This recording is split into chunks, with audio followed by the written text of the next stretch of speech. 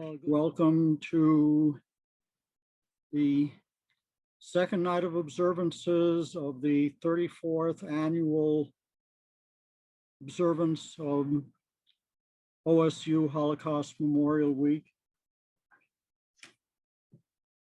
My name is Paul Copperman. I chair the Holocaust Memorial Committee, which organizes the set of events every year. And I would like to welcome all of you on behalf of the committee, on behalf of the School of History, Philosophy, and Religion, which is where the committee is located. It's our home. On behalf of the College of Liberal Arts and of Oregon State University. And in particular, I would like to introduce our speaker and presenter for this evening, Roger Grunwald, who will be showing you his very important and innovative one-act, one-person play, The Mitzvah. And then he will give a slide presentation, and then there will be time for Q&A. So three very important components to this program. Mr. Grunwald is the child of a Holocaust survivor, and for 5 decades has been a performing artist. In 2013, he was honored with a grant from the New York Foundation for the Arts so that he could develop the play, the video that you're going to be seeing momentarily, The Mitzvah. He has also appeared through the years in many films and documentaries, primetime and daytime TV.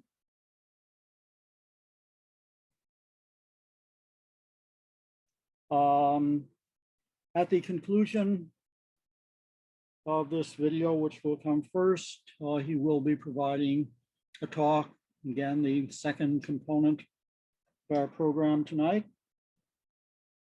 And then you will have time for Q&A. And with that, I am going to turn it over to this wonderful artist, creative artist, who is going to be the core of our event tonight, Mr. Roger Grunwald. Thank you, Dr. Copperman, for that very kind introduction. And I am very excited to be here with all of you tonight. Thank you all for coming. Ladies and gentlemen, this is The Mitzvah.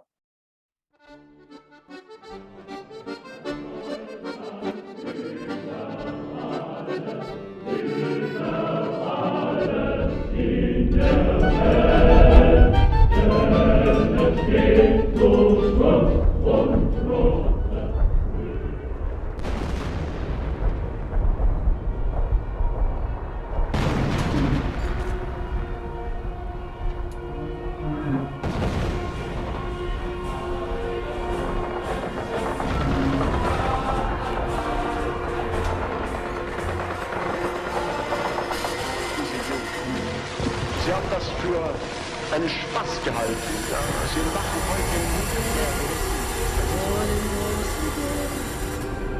steht eine Laterne und sie noch fette.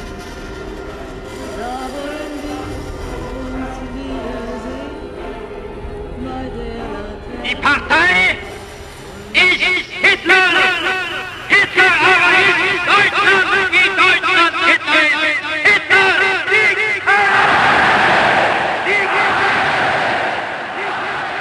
I'm standing in the square in Berlin I am one of several hundred soldiers. I am in the front line. We are standing at attention, eyes straight ahead, motionless. It is a very special day. Almost directly in front of me, standing in his car, the Führer, Adolf Hitler. Today, April 20, 1939, it is the Führer's birthday. At one moment, he looks directly at me. His pale blue eyes seem to look right through me. The hair on the back of my neck is standing up. I'm sweating under my uniform. I feel the drops of sweat drip down my chest. My undershirt is becoming damp. My breathing is shallow and rapid. All at the same time, we soldiers begin to say our oath to Hitler. Slowly, imperceptibly, I move my right hand, which is down at my side, up to the holster that contains my standard issue Luger revolver. Very carefully and with movements that I have gone over in my head more times than I can count. I open the holster, slip my fingers around the handle of my revolver, and then, in one lightning quick motion, as the final words of the oath are being spoken, I yank the revolver from the holster, leap forward, and shoot 6 rounds at the stunned dictator, hitting him several times. Mortally wounded, Adolf Hitler, before he ever had the chance to unleash his nightmare on the world, slumps to the ground, dead. Stunned silence, transfixed. I can feel all eyes moving now from the lifeless body of the tyrant to me. I slowly lower the still smoking gun that is in my right hand, and am instantly mobbed by the soldiers, generals, and various dignitaries. Everyone is shouting hysterically. I am lifted up on the shoulders of my comrades. The war ended today before it even began. By my hand. By my hand.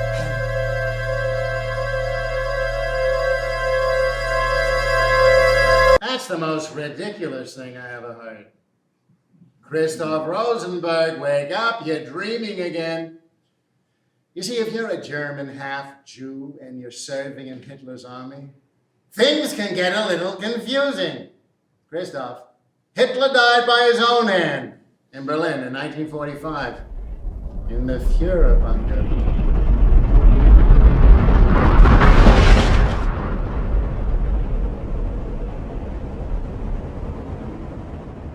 When Hitler reviewed the troops in the square on his birthday, the soldiers didn't even have ammunition in their guns. Hitler wasn't stupid. By his hand, you see his hand?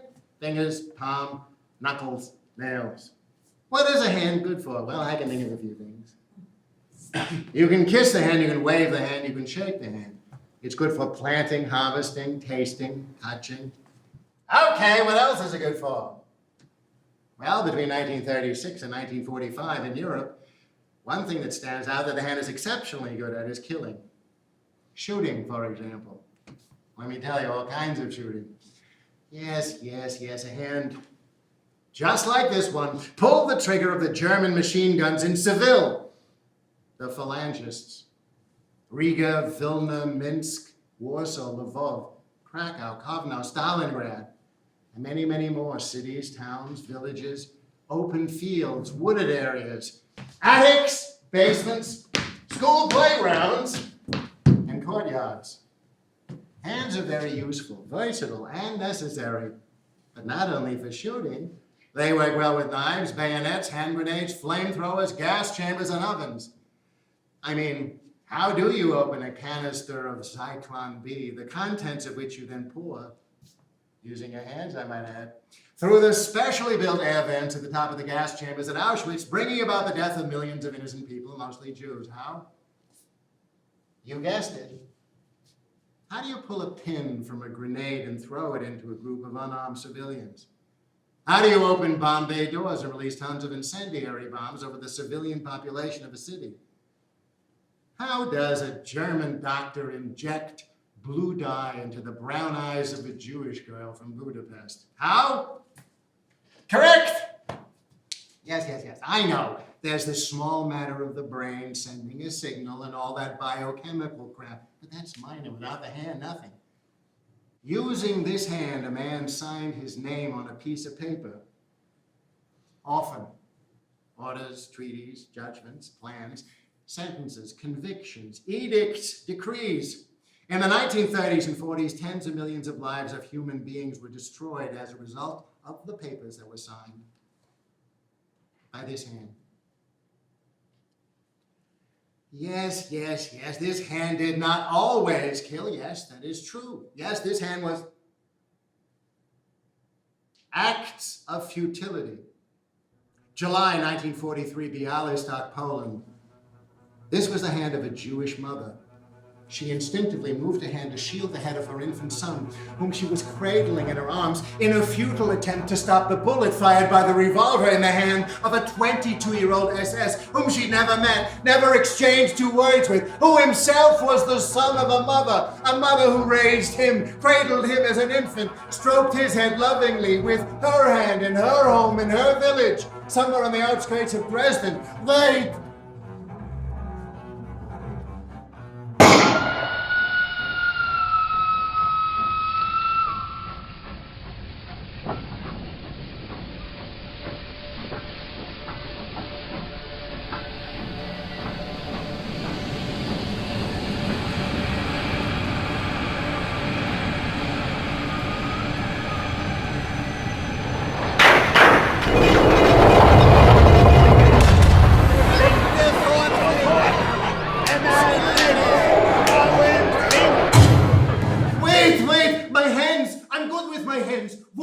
Metal, I fix things, hammer, nail, saw.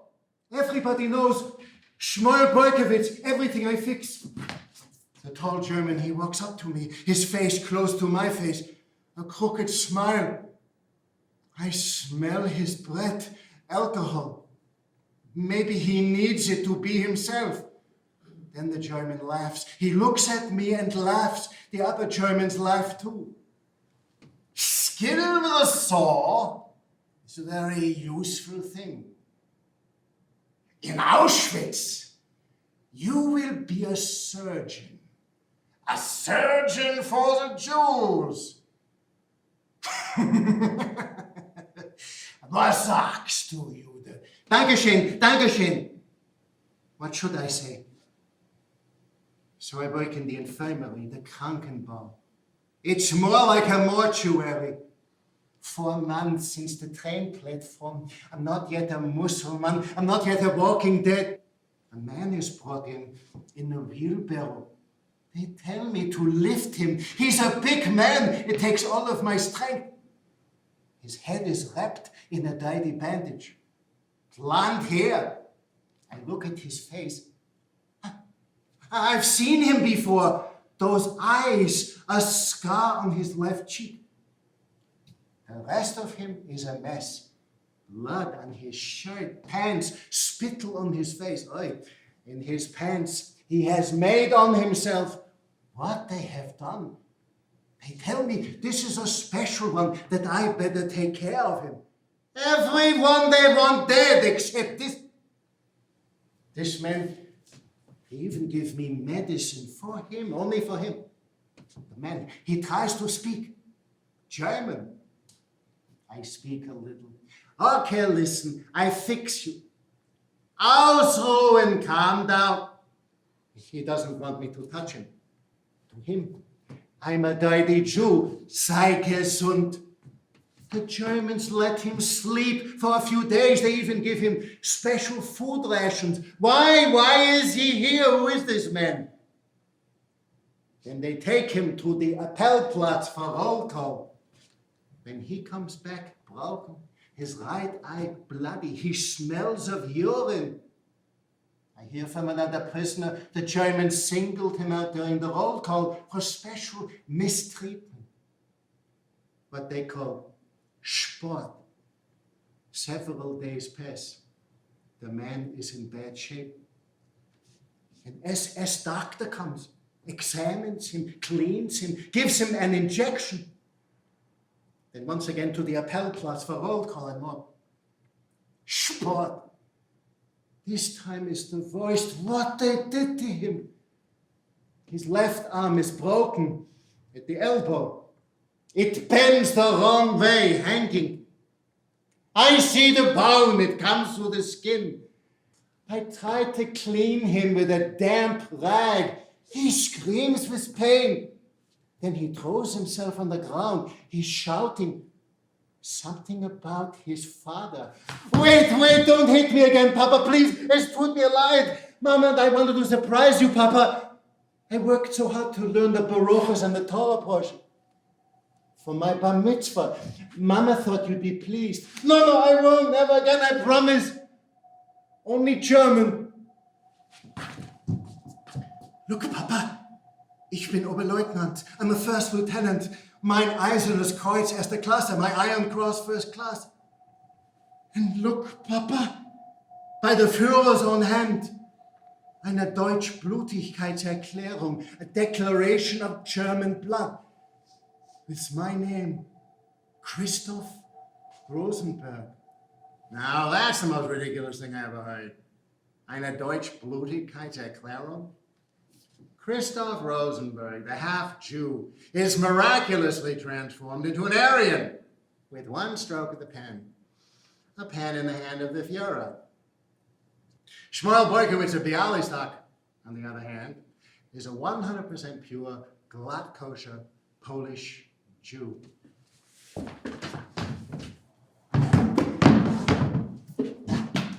I was there, me, Shmuel Boykowitz, hidden in the tree, holding on the bark under my fingernails. Wait. That voice. Esther! But the SS doesn't wait. The bullet slices through her hand and shatters the head of her infant son. The back of her hand turns red, like the poppies in the field that surround us. And now here I am in the tree, helplessly watching. Mother and baby tumble to the ground. The SS men are howling with laughter. They pass a battle, one to the other. At the edge of the pit, one of them lists to the side. They are quite drunk. The SS officer steps forward. He draws his foot back like in a children's game. The foot kicks. The little body of Esther's baby flies into the air. Esther picks herself up and throws herself after her baby into the pit. I bite my hand to stop the scream rising in my throat. Someone is shouting, "Show me your orders." Everyone freezes. Another officer is walking toward them. From the way they react, he must be of a higher rank. I see his eyes, a scar on his left cheek. They salute him, words are spoken. Then they each take turns shooting into the pit. I can't watch anymore. I am watching an action taking place in a magnificent field of poppies. I tell my driver to turn into the field and bring me closer. SS auxiliaries, Ukrainians or Lithuanians, and the German SS detachment. In front of them, maybe 200 Jews, women and children mostly. They stand in front of a deep trench. Many of them are naked, their clothes heaped in piles. In front of me, a young SS officer. He appears drunk. He draws back his leg and kicks an object into the air. I see now. It is the body of a baby. The young mother then hurls her naked body into the pit after her dead infant. Was zum Teufel ist hier denn los? Show me your orders. The empty-headed SS buffoon makes a big show of saluting me. He says his orders come directly from the Führer. And what are the Jews good for anyway but target practice? They all laugh. The officer turns and aims his revolver into the pit. The bullet shatters the young woman's ankle. But she continues to crawl over the pile of bloody corpses towards the body of her infant. My blood runs cold. My blood. One of his comrades aims and shoots, grazing the young woman's right ear. More drunken laughter. I slip my fingers around the handle of my revolver, move to the edge, take aim, and shoot into the trench. Once in the back of the head, she goes limp. The laughter stops. Game over. I turn to the young officer. His mouth is wide open in surprise. The second bullet from my revolver finds its mark and explodes through the back of his head. By my hand. By my hand.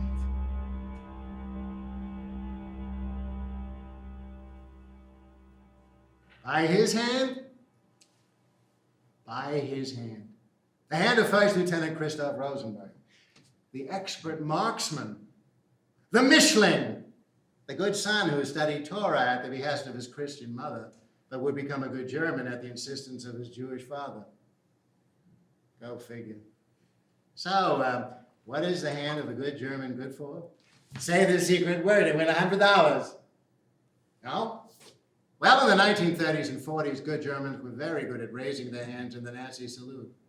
Good Germans used their hands to usher the Mischlings, the partial Jews, to their good new homes in places like Sachsenhausen, Auschwitz, Sobibor, Belsen.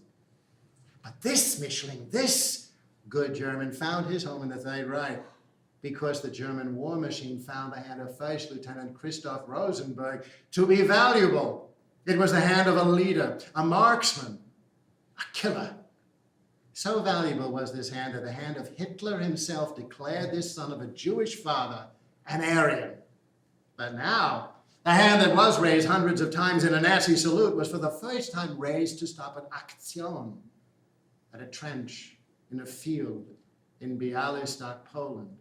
This was the hand that with one clean shot to the back of the head put an end to the suffering of a pitiable naked soul and then turned the gun on her SS tormentor. Now this hand became the hand of a betrayer, and the hand of the brutal master would exact revenge for that betrayal. And not even Christoph's dream of ending the war before it began could end the nightmare. But the hand of the Jew from Bialystok, the one who could fix anything with his hands, had a special instrument at his disposal, a damp rag. It was the rag he used to cleanse. In the infirmary, there was more like a mortuary. It was the cleansing rag that he gently placed over the nose and mouth of the fallen marksman.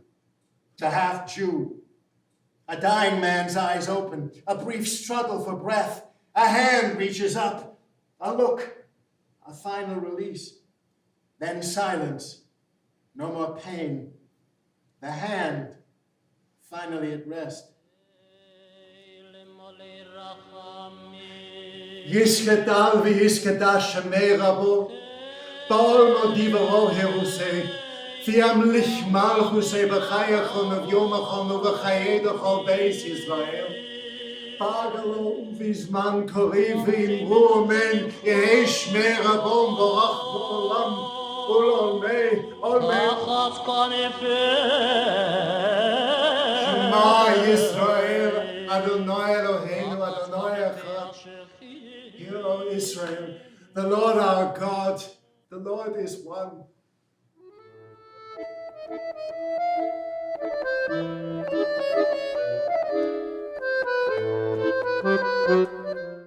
Okay, ladies and gentlemen, that was the Mitzvah. And now we're going to move on to my talk and PowerPoint.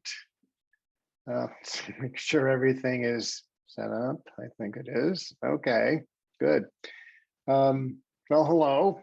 Once again, I'm Roger Grunwald, the fellow who's in the video you just saw. I am thrilled that you can all join me today and take part in this streaming history lesson.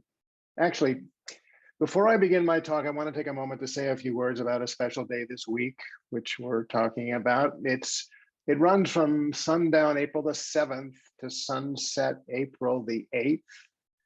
That 24-hour period has become known as Yom Hashoah, the Holocaust Remembrance Day.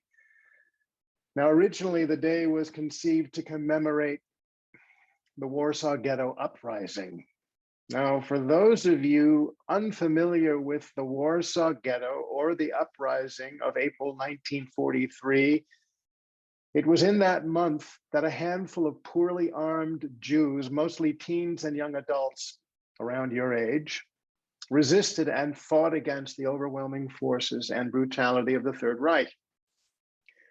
Eventually, most all of the Jewish fighters were killed. Those who were captured were deported to concentration camps. By the time of the ghetto's final destruction, on May 16, 1943, roughly 2.5 years after its creation, the vast majority of Jewish men, women, and children, out of a total ghetto population of 450,000, had either been deported to death camps or had succumbed to disease or starvation. The following two images were taken by the Germans during the uprising. You can learn more about the Warsaw Ghetto and the uprising, and I encourage you to do so by going to Wikipedia and looking up Warsaw Ghetto uprising. Now, if over the course of my talk you have any questions about the video performance you just saw, like, well, things you didn't understand, or if anything comes up during my talk that you have questions about, just click on the Q&A button on the bottom of your screen and ask whatever question you might have, as succinctly as you can in a sentence or two, if possible. And I'll get to as many of your questions as I can during the question and answer portion of my presentation, which will come right after my talk.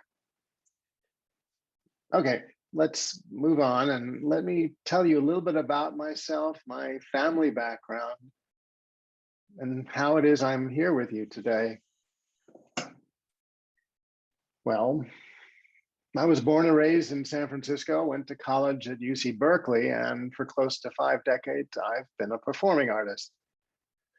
Now, in addition to the characters I played in the video you just saw, these are a couple other characters I've played over the years.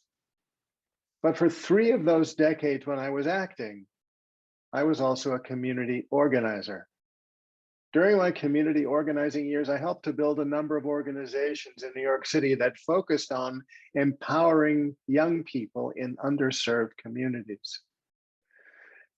I'm also a co-founder of an experimental theater in New York and have spent the better part of the last dozen years creating and performing in Holocaust-themed dramatic works like the Mitzvah Project.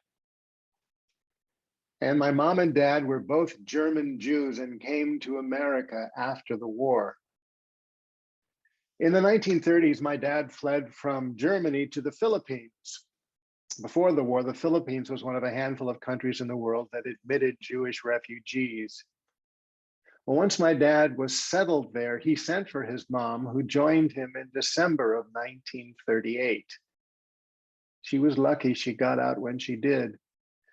It was 1 month after Kristallnacht, a Nazi anti-Jewish rampage throughout Germany.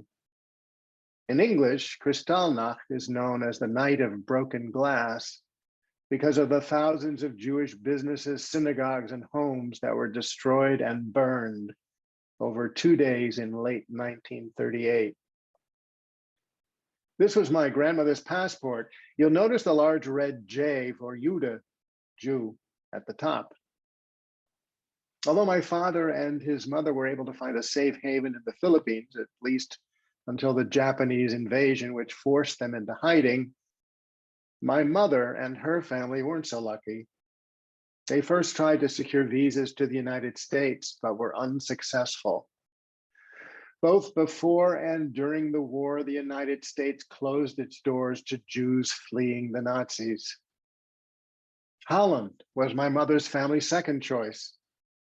They fled to Amsterdam from their home in Frankfurt, thinking that would be safe, as did many German Jews. After all, Holland was neutral in World War I. But in May of 1940, after Holland capitulated to the Germans. It was just a matter of time before my mother's family, as well as most every other Jew in Amsterdam, not to mention the rest of Holland, was rounded up and deported. This photo is of my mother in the center, flanked by her two sisters. It was taken a few years before they were rounded up. On the left is my Aunt Ilse, who I never knew. She was the youngest of the three. In 1943, at the age of 23, Ilse was murdered in Sobibor, a Nazi death camp in Poland, along with their father, Hugo. On the right is my Aunt Annie, who survived the Bergen-Belsen concentration camp.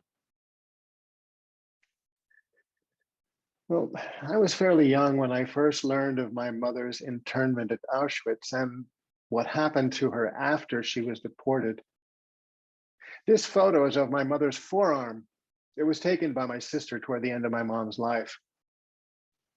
What you're seeing is the now faded number that was branded onto my mom's arm at Auschwitz. 78465. These crude tattoos were branded onto the arms of all the slave laborers at the camp. You see, slave laborers at Auschwitz no longer had names, only numbers. But I never really knew the details of my mother's camp experience when I was growing up, not until I was in my late teens. I was 18 or 19 when I read her oral history for the first time. It was only then that I was finally able to process and understand something. You see, no matter how many times I read her story, I don't think I'll ever really be able to imagine, to comprehend what she went through. This photo of my mother was taken a few short weeks after her liberation. It's hard to tell, but she had already been gaining back weight. At the time, she was recovering in a Red Cross camp in the south of Sweden. When this photo was taken, it was already several weeks later, and she had started to look much healthier. When my sister and I were growing up, my mom used to speak at high schools, community organizations, colleges, churches, and synagogues. As with other survivors, she felt an obligation, as one of those who lived, to make sure that what happened won't be forgotten. In retrospect, it's clear that my mom's history and life experience had a profound influence on the direction of my life and the choices I made. On some level, I understood that I too have an obligation as my mother's son to participate in a fight for justice and against prejudice wherever it is and whoever is victimized by it. My mom's my inspiration. She's literally why I'm here today. The following three photos were taken last year on the occasion of the 75th anniversary of Auschwitz's liberation by the Soviet Army.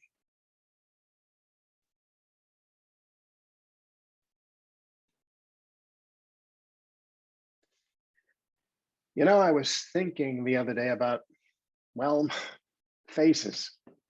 There are certain faces that people the world over recognize right off the bat. For example, the faces of certain celebrities like my Beyonce, Michael Jackson, or the Beatles, or historical figures like Martin Luther King or Einstein. Well, one of the faces I'm thinking of is that of a teenager. It's a face many of you might recognize. This is the person I'm thinking of, Anne Frank. As many of you know, Anne Frank died at the hands of the Nazis when she was 15 years old. As a 13 and 14-year-old, when she and her family were in hiding, Anne began to write a diary, which you may have read.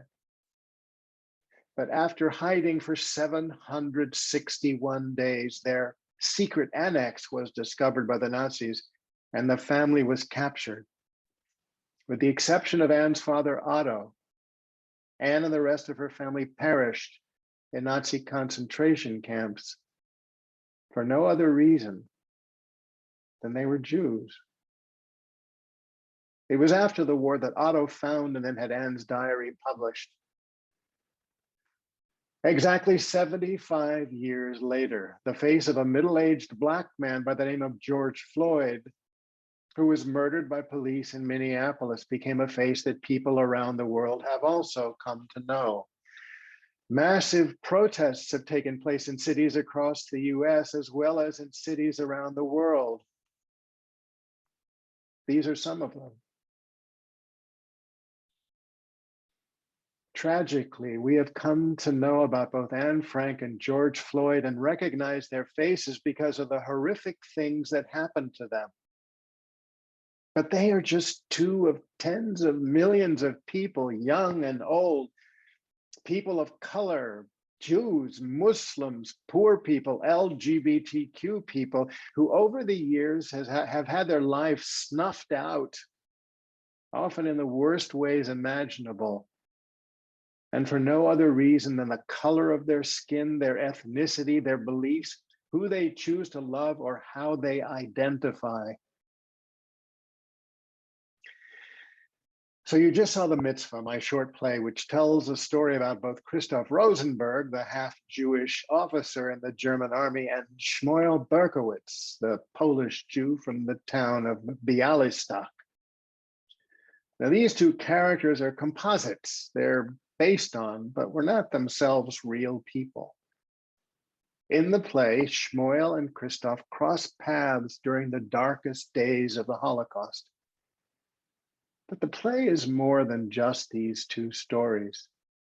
It's also a story about the impact, the devastating impact of prejudice. Let me tell you what I mean. So Christoph's father was Jewish, but his mother was Christian. That's why the Nazis called Christoph a Mischling, which was the Nazis' derogatory term meaning half-breed or mongrel.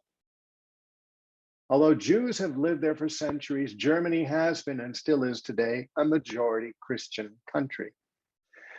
And as you may recall from the study guide, the Catholic Church, both in Germany and throughout most of Europe, as well as many Protestant denominations, have for centuries perpetuated hateful myths about Jews and Judaism that can be traced all the way back to the beginnings of Christianity itself. The irony is that virtually all of the earliest Christians, including Jesus and his apostles, were themselves Jews. Anyway, back to Germany. Up until the late 1700s, most German Jews lived in ghettos and couldn't read, write, or speak German. But over time, that began to change, and slowly Jews began to assimilate, hoping to find a place for themselves in German society. But in the process, they encountered all kinds of barriers. Jews were barred from many professions and weren't allowed to vote or become citizens. And periodically, Christian Germans went on murderous rampages, targeting and killing Jewish men, women, and children just because they were Jews. Given the ways they were being discriminated against and persecuted, many German Jews whose families had lived in Germany for generations emigrated to other parts of Europe and to North America, seeking a better life. But many other German Jews didn't want to leave because, well, Germany had been their homeland for generations. But of those who stayed, many felt that the only option open to them was to stop being Jewish. Let me tell you what I mean. Between the years 1800 and 1900, more than 70,000 Jews converted to Christianity in both Germany and the Austro-Hungarian Empire, and many more abandoned Judaism altogether, not even bothering to convert. Between the years 1870 and 1929, intermarriage was off the charts. During that time, it is estimated that in both Germany and Austro-Hungary, some 84,000 mixed marriages took place. But by 1933, the year Hitler became chancellor, everything changed. Even for the descendants of Jews who had intermarried, converted, or became secular, not to mention those who had maintained their Jewish traditions and identity, like my mom's family, who were very religious. You see, to the Nazis, it didn't matter if you were a believer or an atheist. If you had Jewish blood somewhere in your family line, you were now in the crosshairs of the Nazi regime. In 1935, Nazi Germany passed two radically discriminatory pieces of legislation known as the Nuremberg Laws. These laws laid the legal groundwork for the persecution of Jews and eventually the Holocaust. But the Nuremberg Laws didn't materialize out of thin air. The Nazi lawyers who drafted the Nuremberg Laws closely studied the laws of another country. That country was the United States. America in the early 20th century was the leading racist jurisdiction in the world. Those are the words, as you can see on this slide, of Yale law professor James Whitman. He goes on to say, Nazi lawyers were interested in, looked very closely at, and were ultimately influenced by American race law. Well, one of the statutes that became a central part of the Nuremberg Laws was a law prohibiting what the Nazis called Rassenschande, which roughly translates to racial defilement. Rassenschande was almost directly copied from a Jim Crow law in the United States. In America, these were called anti-miscegenation laws, which were primarily designed to prevent intimate relations between whites and blacks. Anti-miscegenation laws were enforced from the late 1600s until 1967 here in the US, close to 300 years. Although anti-miscegenation laws, despite the fact that they were ruled unconstitutional in 1967, were still on the books in several states in the US as late as the year 2000. Not that long ago. From 1913 until 1948, 30 out of the then 48 states prohibited relations between people of different races. My home state, California, repealed its anti-miscegenation statute in 1948.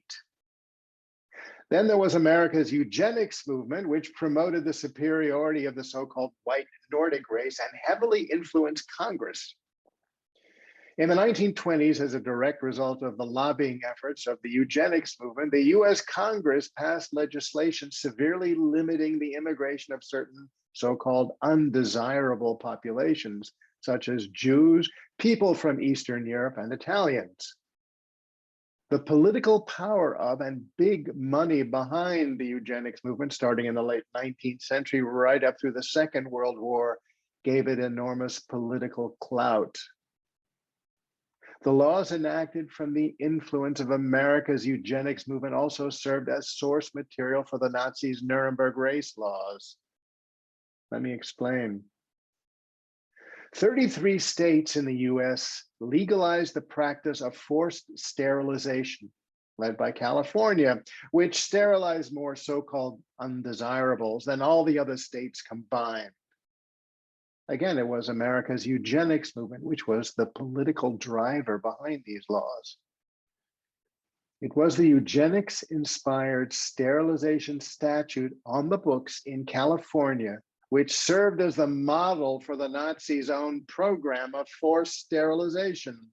Over 400,000 so-called defectives were sterilized in Germany during the life of that program. By comparison, a mere 60,000 were forcibly sterilized in the United States. Okay. I'd like to go back to the character of Christoph Rosenberg, the half-Jewish first lieutenant. Well, beginning in April 1940, most partial Jews who had been serving in the Wehrmacht were discharged. Many were sent to forced labor camps or worse. However, several thousand male Mischlings, mostly junior and senior officers, the ones who were considered to be valuable to the war effort and who had an Aryan appearance, you know, blonde, blue eyes, well, they were declared Deutschblutig, to have German blood, and were allowed to remain active members of the German armed forces. These approved Mischlings received an exemption, the highest form of which was the Deutschblutigkeitserklärung, the declaration of German blood mentioned in the play.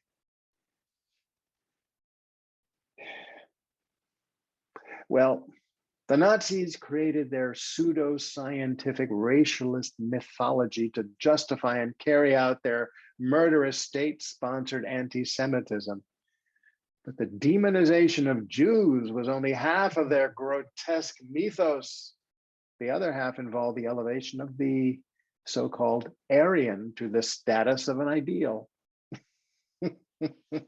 But try as they might, they never did get that Aryan thing right. And it's not just because the master race concept is a total crock, which it is. Let me give you an example.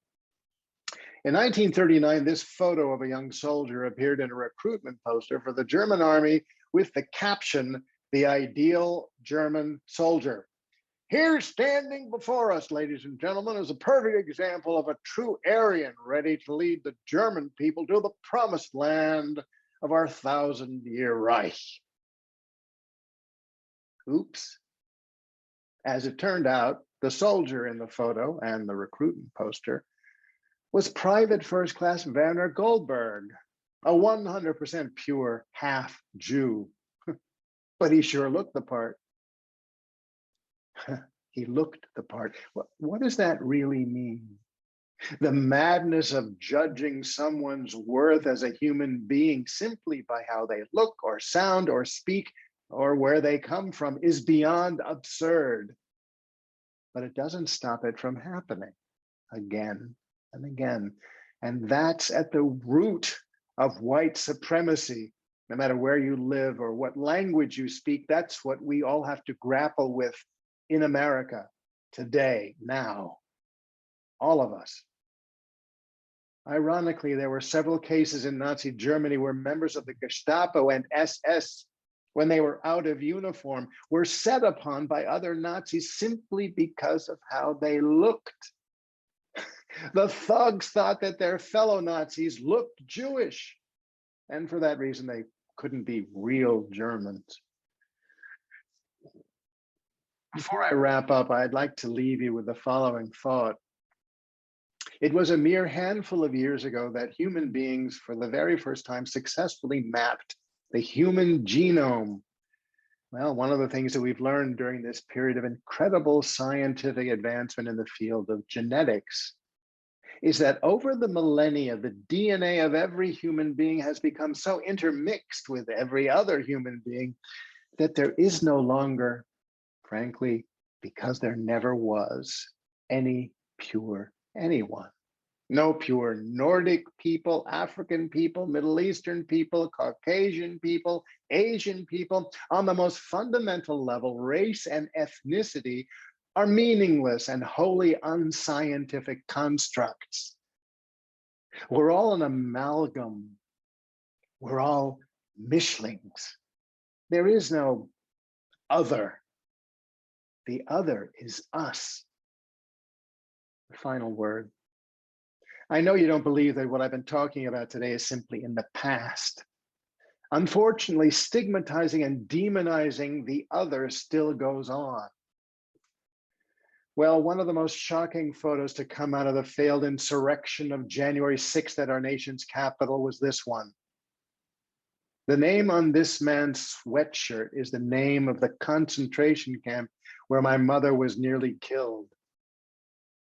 1,300,000 human beings were deported to Auschwitz. 1,100,000 men, women, and children were killed there. To think that somebody was wearing a hoodie with those words while defiling the nation's capital is more than deeply upsetting. Thank you. And thank you so much, Roger. Well, that was an extraordinary performance in the Mitzvah, and you made not just impressive, but such fundamental points in your presentation. Thank you. Well, thank you so much. Pleasure. And I am going to soon open the Q&A and start reading the questions to Roger Grunwald. I see, okay, there are three there. I am going to take advantage of my position here, though, to ask the first question. That is one of the perks of being in the situation that I'm in.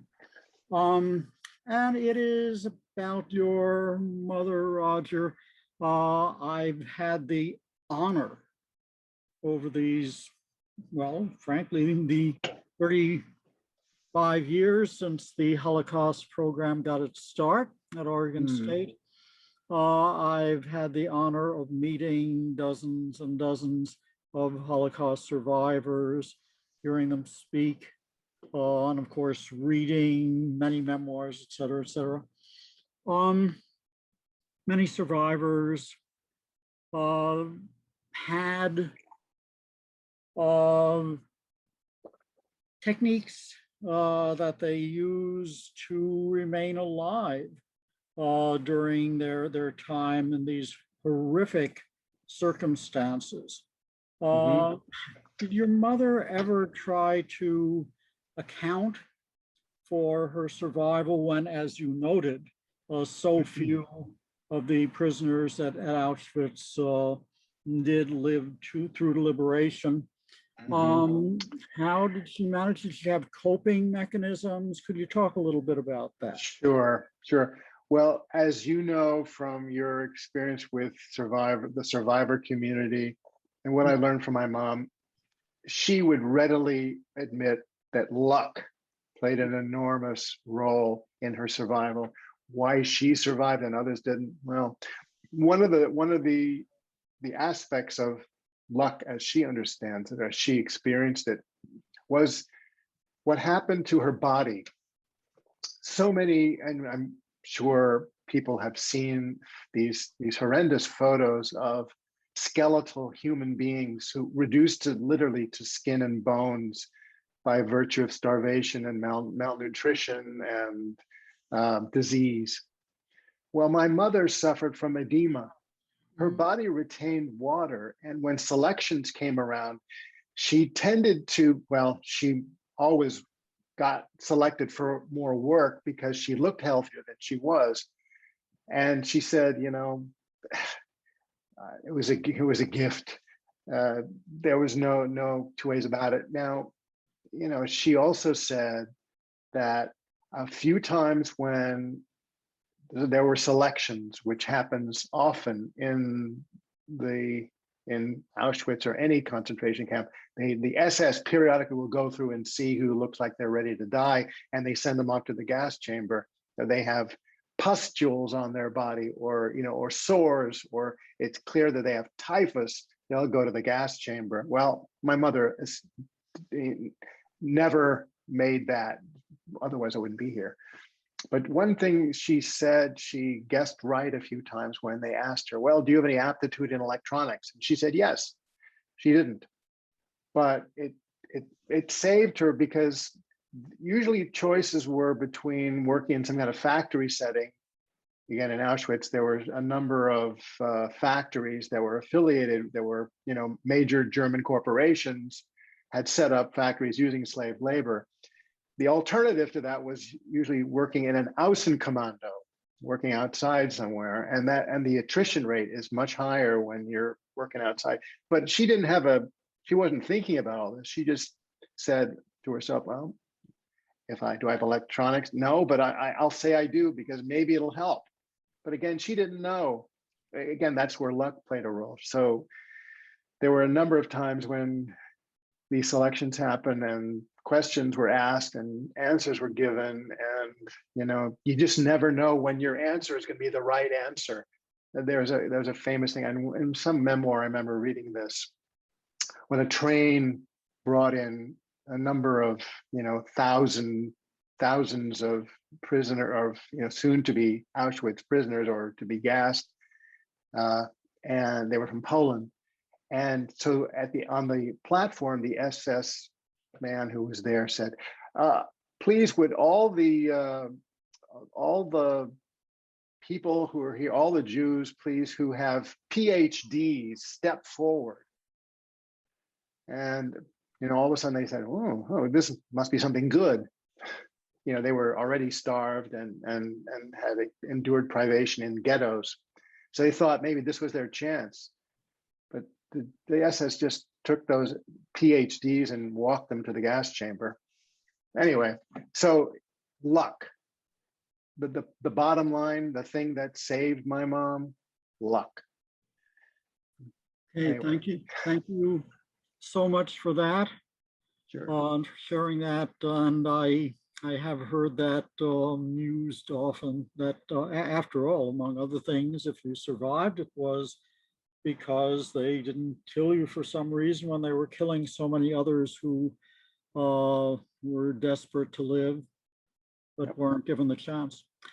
Okay, I'm now in the Q&A box here, and I'm going to begin at the beginning. I'm not going to identify the questioner. I'll simply start at the top. And this is I'll leave it to you to comment on it, but does the resurgence of overt nationalism in Europe, in parentheses, Marine Le Pen in France, or the AfD in Germany, etc., concern you, Roger? Of course it's concerning, because at the root of so many of these ultranationalist movements is prejudice against immigrants, Jews, anyone who doesn't fit their vision of what what alternative for Deutschland should have as the new Deutschland or Marine Le Pen. So yes, it gives me concern, grave concern. And needless to say, we're seeing evidence of that here, January 6th. So yeah, there's a lot of work that the people who are concerned and believe in the importance of building democratic institutions and pluralism, we have a lot of work to do, and we have to be vigilant, and we have to activate ourselves. That's my personal opinion. We can't wait for someone else to take care of it. Unfortunately, our institutions are weighted down with partisan politics in the United States, which is, I think, another thing of grave concern. We'll see what's going to get done in these next few years, but yes, AfD, Marine Le Pen, the nationalist movements that are sweeping Eastern Europe as well. I mean, Western Europe is not by itself in this scenario.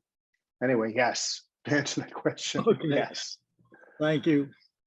Nice, emphatic yes. All right, next question, very different direction. How did you make the decision to include Groucho in your play on this serious subject? I'm glad you asked. That's a very good and important question relative to the play. Well, my collaborator, director, Andy McGreevy, and I, when we were working on putting the Mitzvah together, we were debating with ourselves on the subject of, we didn't want to overburden the audience with kind of a relentless tragedy. I mean, there are moments in the play that are pretty heavy. We wanted to be able to give people a break, not just for the sake of giving people a break, but a break from the relentlessness of it. So we were thinking for a while, and again, this was a number of years ago, when we were developing it around 2011. We were thinking, well, can we introduce a character that can, leaven the story at all? So we were thinking, all right, maybe some kind of a Jewish comedian, maybe. So we were thinking first Woody Allen. Again, this is many years before the whole controversy, but we were concerned that he would be too neurotic for the part. Then we were thinking of Groucho, and I tell you, Groucho, as many of you know, and a lot of younger people don't know who Groucho is, and in the study guide that we produced, there's a whole section on him, and we encourage people to find out more about him and his brothers and what they were doing. But Groucho was a bit of a social critic, and we felt that aspect of him would be helpful. And again, I wasn't doing a full-blown impression of Groucho. It was kind of impressionistic, what I was doing, to give the audience a bit of a safety net, but also to function in the same way that a Greek chorus does in classical Greek theater. The Greek chorus kind of comments on the action, helps the audience better understand what's going on. Well, that was the role that we wanted him to play. So the combination of social critic, sardonic, he kind of probes the boundary between the absurd and the horrific. And and we felt he could, this character as written, the chorus, could function in that way, and again, provide somewhat of a safety net. So that was our reason behind the Groucho-esque, not Groucho, but a Groucho-esque character. Okay, thank you. And by the way, as I go down the lists of questioners, I'm seeing so many old friends of our Holocaust program, people who come to so many of our events. Okay, and one of them asks you, what was the main inspiration for your mother to speak out? That's a good question too. Well, I think with a lot of survivors, there was a pivotal moment in 1961, I think, when Adolf Eichmann was on trial in Israel after he was captured in South America and brought to Israel to stand trial for crimes against humanity. And that was televised throughout the United States, and as far as I know, the world. That was a catalyst for a lot of survivors to come out. I think so many survivors have had historically a really hard time giving expression and talking to people about what happened to them for a whole host of reasons. One, they don't want to relive that pain, that the agony, the terror again. They also don't want to visit it on other people. And I think a lot of survivors also were concerned that people wouldn't believe them. So I think there's a multiplicity of concerns that survivors had. But again, I think the Eichmann trial catalyzed a number of people. I never had a chance to talk to my mom and find out, so I can't say for certain.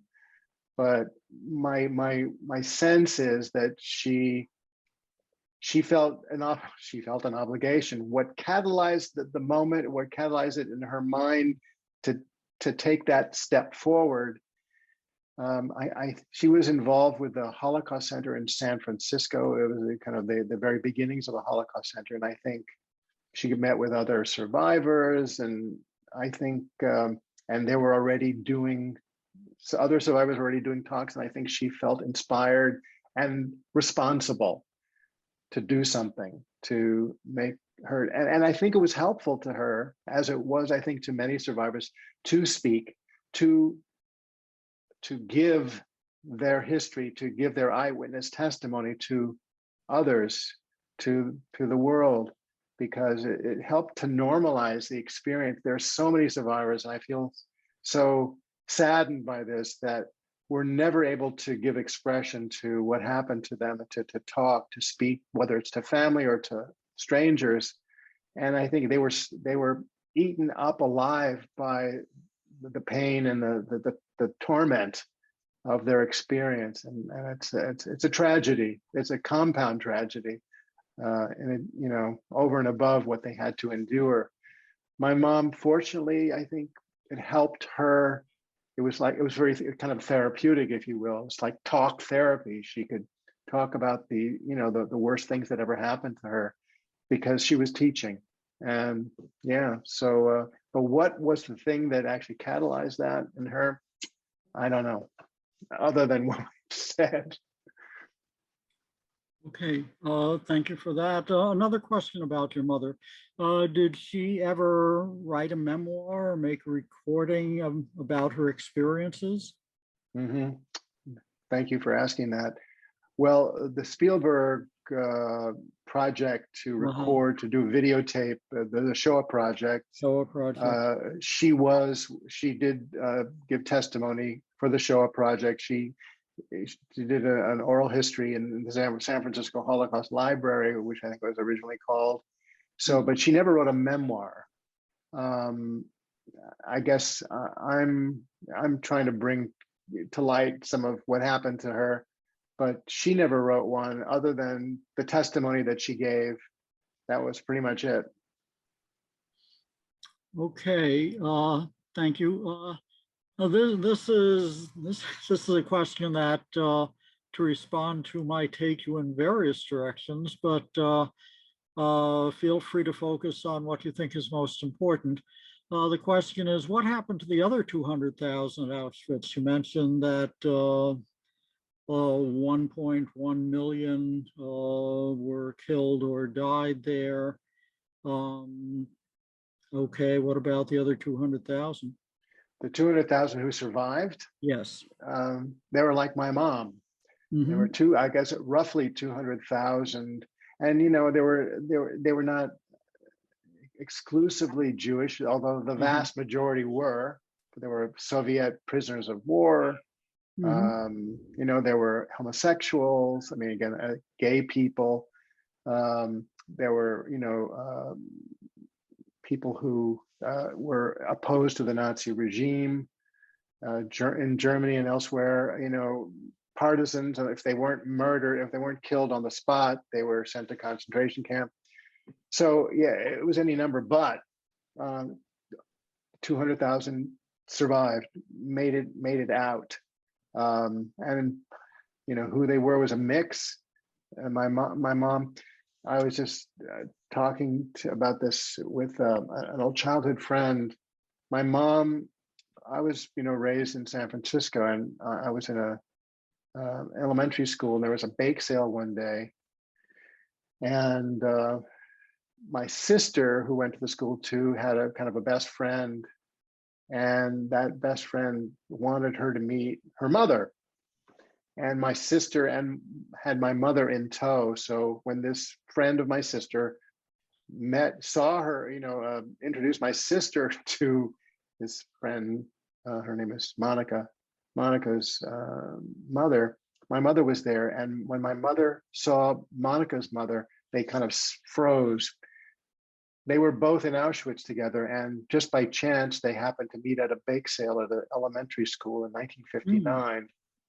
And it's kind of an example of, there were survivors, barely, and the people who survived, many of whom didn't make it beyond their initial survival. So many died when they were in Red Cross camps because they were given food that they couldn't. They were given, copious amounts of food, and their systems, their starved systems couldn't handle it, and they literally died eating to death. And of course, the Red Cross didn't know any better initially. Others, took their own lives. There was a fair amount of suicides by survivors. So that number is a little bit, not completely, it might have been the initial number, but how many died as a result of the privations and the despair and the torment, I'm sure in the thousands. Okay, well, time for a few more questions, and there are a lot of them. And by the way, I'll skip over, though they're so beautiful, the tributes to you, the great praise that you and your presentation have earned. But All right, one that relates to what you were talking about during your presentation. What are the one or more most powerful lessons that you would like us to learn from these presentation materials? Thank you for asking that question. Lessons. Well, I think the most important lesson that I know that I can conceive of is that if we are going to make sure that the AFD and or the movement behind the Marine Le Pen and their sister brother movements in the United States, the white supremacist movements, the only thing that what we as human beings that believe in equality and justice and plurality, we need to activate ourselves. We need to be all doing something. We need to find the thing that can help make our world better, more inclusive. That's the lesson that I want to convey to the students that I talk to and to the adults that I talk to, that it's not enough to say, well, hopefully someone else will take care of it. Because I always think of Martin Niemöller, the Protestant cleric in Germany, who is very famous for his quote, when they came for the trade unionists, I didn't do anything because I wasn't a trade unionist. And then they came for the homosexuals, and I wasn't a homosexual, so I didn't do anything. Then they came for the socialists, and I wasn't a socialist, so I didn't do anything. Then they came for the Jews, and since I wasn't a Jew, I didn't do anything. Then they came for me, and there was no one left to speak. Thank you. Very apt quotation. Okay, another one about your mother. You learned your mother's story as a teenager. Did she sit you down and tell you? How did that take place? That is the question. No, well, thanks for asking that question. She didn't sit me down one day and tell me the facts of life. It was over time. I mean, I read her oral history when I was in my late teens, so that helped. And her war experience was always there. How she acted and behaved. So most of what I learned through osmosis. It wasn't so much that I was being told. It was much later in life that I was more focused on wanting to know and wanting to learn. But it was mostly here and there. I learned things about her. When she spoke in front of a school, she recounted her story, but it's not something that she did with me or my sister. I think when she had the license to do it in a school, she did it. I think she probably felt, and I'm guessing here, she probably felt reticent because of how terrible what happened to her was, and she didn't want her son and her daughter to have to experience that. I think she shielded us as much as she could. My father as well. They wanted us to be Americans. They didn't want to be focused at all on the past. When she spoke in schools, it was her responsibility to do that, but it wasn't so much with us. My sister and I had to learn more by ourselves. Okay, thank you. And this one, maybe a way to wind it up actually. Do you have any recommendations for further reading, especially for the connection between white supremacy and Nazi ideology? Well, James Whitman's book, Hitler's American Model, which and I'm sure Dr. Kopperman, you can share with some more. That's an important work. It was a seminal work in kind of exploring the ways in which America provided, Jim Crow in particular, provided a model for the Nazi lawyers drafting the Nuremberg Laws. Benjamin Carter Het, this is The Death of Democracy, and Hitler's Jewish Soldiers, which is another aspect of it.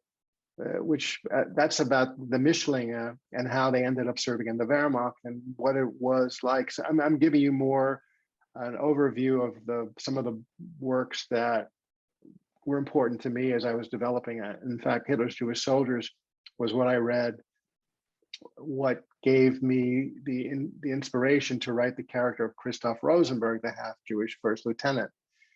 Yeah,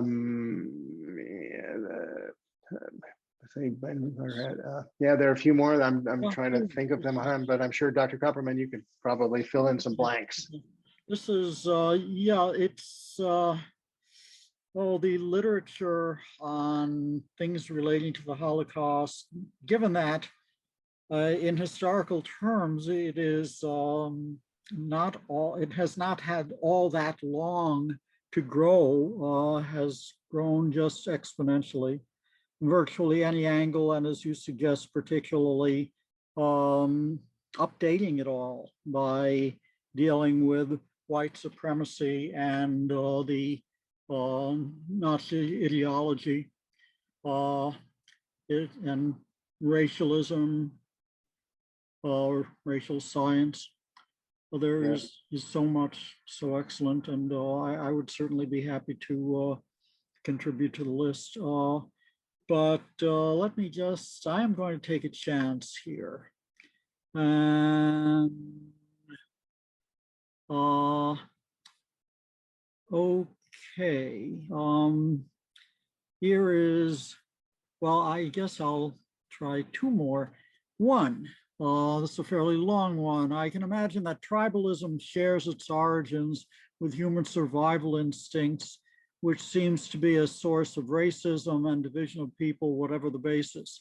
How can humanity hope to transcend that thinking while we still have nations separate from other nations? Thoughts or comments? Oh boy, that's a big one. Big, yeah, broad question.